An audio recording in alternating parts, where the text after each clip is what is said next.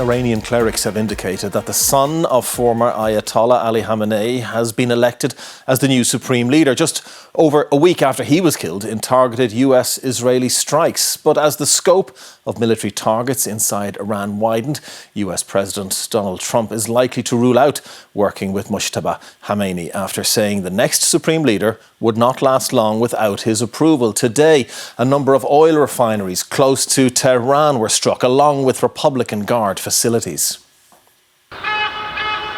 Dark clouds over Tehran, the remnants of another day of intense US and Israeli bombing.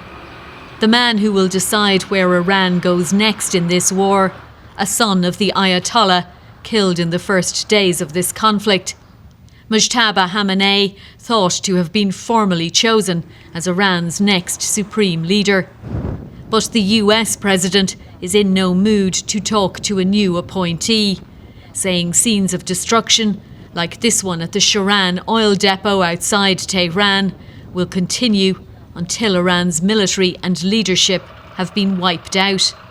Amid reports Washington is considering deploying special forces to seize Iran's uranium supplies, Donald Trump ruled out negotiations but did not rule out boots on the ground. Could there be? Possibly, for very good reason. Have to be very good reason. And I would say if we ever did that, they would be so decimated that they wouldn't be able to fight at the ground level. At the ground level in the UK, the US has started using army bases for specific defensive operations.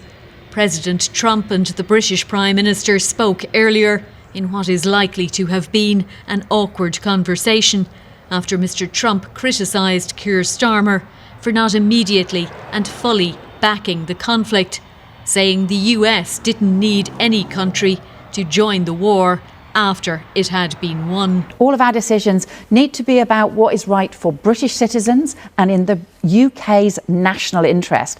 No other country would say, look, we want to just outsource our foreign policy. Everyone would say that actually what you need to do is to take decisions ourselves.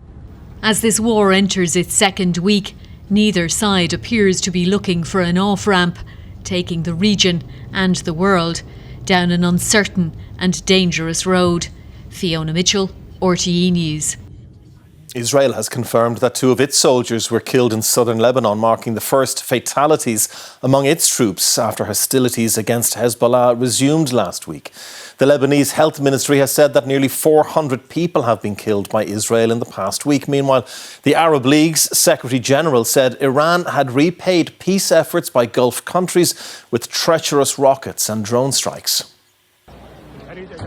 A government building housing social welfare offices in flames in Kuwait City after being struck overnight. Kuwait's Ministry of Foreign Affairs says the country has detected more than 230 missiles and 420 drones since the outbreak of the conflict in the region last Saturday. Kuwait's armed forces were visited by their Crown Prince this weekend, and they too have sustained casualties, with confirmation that 2 officers had been killed. In Bahrain, a fire broke out at this home in Manama after it was struck by an Iranian drone. Elsewhere in the country, drones damaged a desalination plant and a university, the Royal College of Surgeons Ireland, Bahrain. It confirmed 3 people sustained minor injuries. Not so in neighbouring Saudi Arabia, where it's being reported that 2 people were killed and a dozen more were injured after a projectile fell on a residential area. In Tel Aviv and central Israel, sirens sounded, warning people to take shelter as Israel fights a war on 2 fronts. Iranian missile strikes in central Israel caused substantial damage, but no loss of life. But in its renewed conflict with Hezbollah, 2 of its soldiers were killed in southern Lebanon. Lebanon has confirmed that hundreds have been killed in the conflict with Israel in the past week, and for the first time, Israeli strikes reached beyond the southern frontier to the capital, striking the Ramada Hotel in central Beirut, killing at least 4 people. Israel said it was targeting Iranian commanders operating in the Lebanese capital. This is a moment of grave, grave peril right now. We're seeing a lot of unintended consequences to this military escalation. And across the region, we're seeing an massive impact on civilians. There are concerns too about an unfolding energy crisis. Unable to export oil via the Strait of Hormuz due to the conflict, Iraq has confirmed that its oil production has fallen by 70%. Laura Fletcher, RTE News. For more on this, we're joined now by Bel Trew, Chief International Correspondent with the London Independent. Bel, thank you for speaking to us tonight. Khamenei's son, it seems, is set to be appointed Supreme Leader. Nothing confirmed, of course. How strong does the regime remain, though? Oh, that's definitely an indication that they don't want to go anywhere if it is, in fact, him who's been chosen. He is a favourite second son of the late Supreme Leader. He's a hardliner. He's very, very allied to the Islamic Revolutionary Guard Corps. So he's certainly not a peace offering to the US or Israel. And Trump has made it very clear that if he is chosen, they will go after him. So that's one sign the regime isn't going anywhere. But at the same time, if we look at the facts on the ground, the entire senior leadership, or most of the senior leadership, has been taken out, including, of course, the Supreme Leader. Israel's claimed that 40 top military commanders were eliminated in the early strikes, and claimed that among them was the armed forces chief, the defense minister, the commander of the Islamic Revolutionary Guard Corps. So they've certainly been gutted from a military perspective, as well as their infrastructure as well. And these airstrikes are pounding the whole of Iran, and of course, killing civilians as well. So, in terms of how strong the regime is, they've taken an unprecedented hit. But it seems that if they do choose the second son of Khamenei, then they are not backing down, and they're not looking towards so-called regime change as Donald Trump keeps asking for. And Bel, overall diplomacy very much sidelined as this conflict progresses.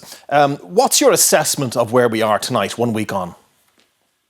Well, what we are really in is a regional-wide conflict that could go anywhere. It's almost like a grenade has been thrown into this region, and the consequences, the ripple effects, are massive. We've got just this weekend alone drone strikes in Saudi Arabia, Kuwait, the UAE, Bahrain. We've got Israel bombing swathes of Lebanon, US and Israel bombing swathes of Iran, and Iran firing back, of course, in all those countries I mentioned before. It's choked global shipping lines. We've seen some of the most busy airports come to a standstill. It's unprecedented impact on possibly the global economy and on energy prices across the world. So it is really extraordinary. It's just been 1 week, but it's certainly caused an enormous impact on the entire planet. And the question is, how long can this go on for? Donald Trump's talked about weeks and even months. What would that look like in terms of just even travel around the Middle East? What would it look like in terms of access to countries like the UAE? So, at the moment, it's very, very unclear where this is going, but certainly this is unprecedented, and it's impacting global markets as well as, of course, civilians on the ground in all these countries. Yes, quite so. Bel Trew of the London Independent, thank you for speaking with us tonight. Thank you. Well, the first government-chartered flight to bring people stranded in the Middle East home to Ireland arrived at Dublin Airport from Oman early this morning. It had been delayed during a layover in Cairo for a number of hours. Joy and relief in the arrivals area of Terminal 1 at Dublin Airport this morning. Passengers on the government-chartered flight from Oman were met by family and friends. We left Dubai 52 hours ago to make this journey. So yeah, it's been a journey. We were only gone for a week's holidays, but yeah, it's a big deal when you're over there and listening to lying down in bed and listening to bangs, Holiday to remember then. Exactly. We'll never forget this one. We'll never forget it. I felt safe the whole time. I'm pregnant. The UAE government did an incredible job. It's been a long journey for the 194 passengers on board this government-chartered flight. It was delayed in Oman due to what were described as challenging conditions on the ground there, and then delayed again in Cairo during a layover due to technical issues with the aircraft. It was tricky, I won't lie. There was kind of a lot of elements, that we were being told we were going to fly home 2 days ago, and then when we landed in Muscat, the flight wasn't able to take off. It was very long. There were some delays. I think from us meeting until arriving here, it was about 52 and a half hours. The aircraft prioritised older people, children and people with medical issues. Passengers paid €800 for the flight, and under 16s were free. It wasn't an issue, to be honest. I think if people are really desperate to get out, they'll find a way. For the people on board this flight, it's been a long road home and a journey they won't forget anytime soon. Aisling Kenny, RTE News at Dublin Airport. President Catherine Connolly has described the situation in the Middle East as a deliberate assault on international law. In a statement marking International Women's Day, she said that violations of the UN Charter cannot be ignored and described what is being witnessed as shocking and numbing. President Connolly added that Ireland is uniquely positioned to speak about peace, pointing out the history of colonisation, famine and conflict on the island.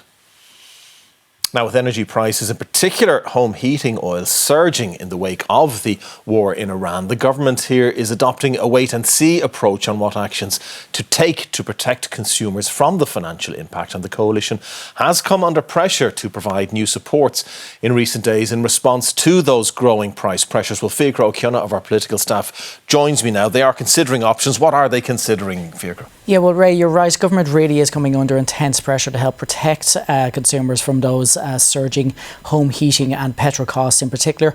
At the moment, government sources are stressing that, look, we're in the early stages of all this and that as such, no specific measures have been planned out or agreed just yet.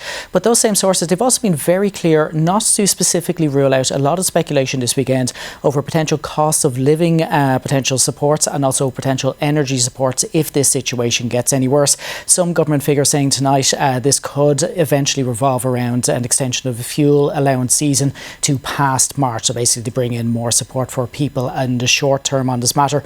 Now, earlier today, I was speaking with Fianna Fáil TD and European Affairs Minister Thomas Byrne about all of this. And here's what he had to say.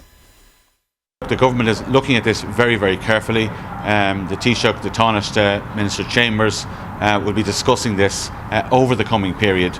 But I think it's reasonable to look at how this situation is going and what the impact will be.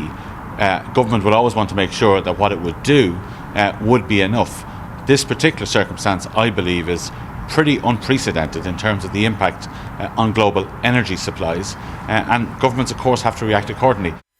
Now, you will have heard that phrase, act accordingly, there from Thomas Byrne. Now, at the moment, that it's perhaps understandable that people might hear that and think that that's a pretty vague remark, but there are three particular windows to look out for. They might kind of fill in the details on this. Firstly, the Taoiseach and Minister for Finance, Simon Harris, he's going to be in Brussels tomorrow meeting with his European counterparts and discussing, among other matters, this response to the fuel crisis, potential supports coming from Europe, perhaps. Secondly, Thomas Byrne did also tell me earlier today about a meeting of European leaders that's due on March 20th and that, again, this issue is likely to be discussed. And then finally, we have heard in the past few days this threat of a potential protest by the Irish Road Haulage Association and them saying that they may bring Dublin to a standstill because they want action on carbon tax. Now, the hauliers president, Ger Hyland, he has said to me this evening that he potentially would like to see that protest take place after St. Patrick's Day if there is some movement on the carbon tax. But for the moment, government is not moving on the carbon tax. OK. Fiachra, thank you.